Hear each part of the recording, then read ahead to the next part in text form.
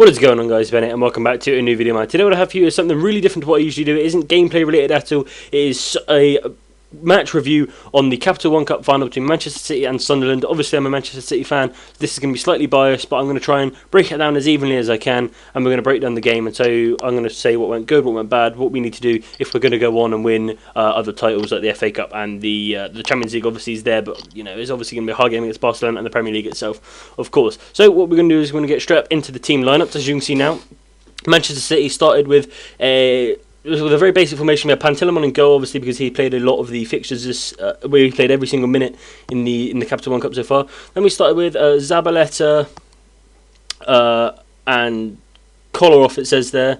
Yaya Toure, Company, Demichelis, Nasri, Fernandinho, Aguero, Dzeko, and Silva. Sorry.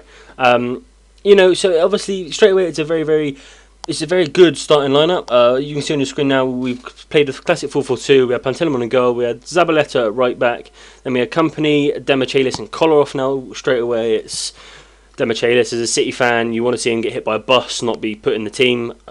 Just being as brutally honest as I can be.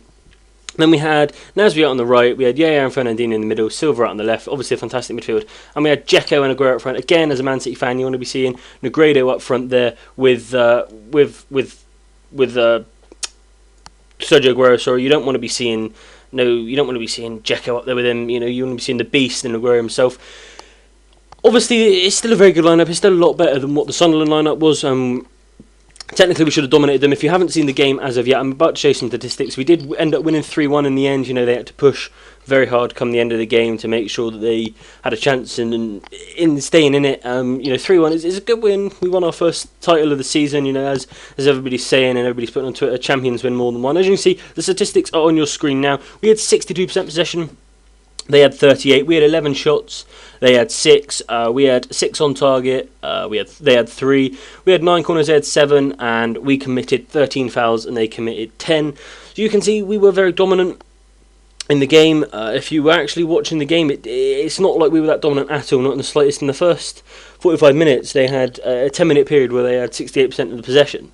So obviously they came out fighting, they came out strong, they came out and went 1-0 up with Bruni in the 10th minute, and then some absolute screamers from Yaya Toure, 35-yard first touch, curler right into the back post, and a lovely little volley from Nasri put us in the lead, and then Navas went up the other end and tapped one in. I would show you the goals, but you know, all that copyright bollocks, and I don't really want to get caught up in all of that.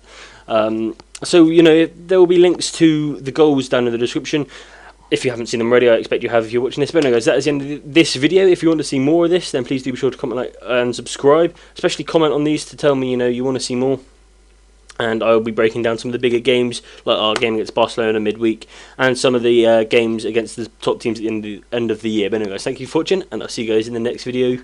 Adios.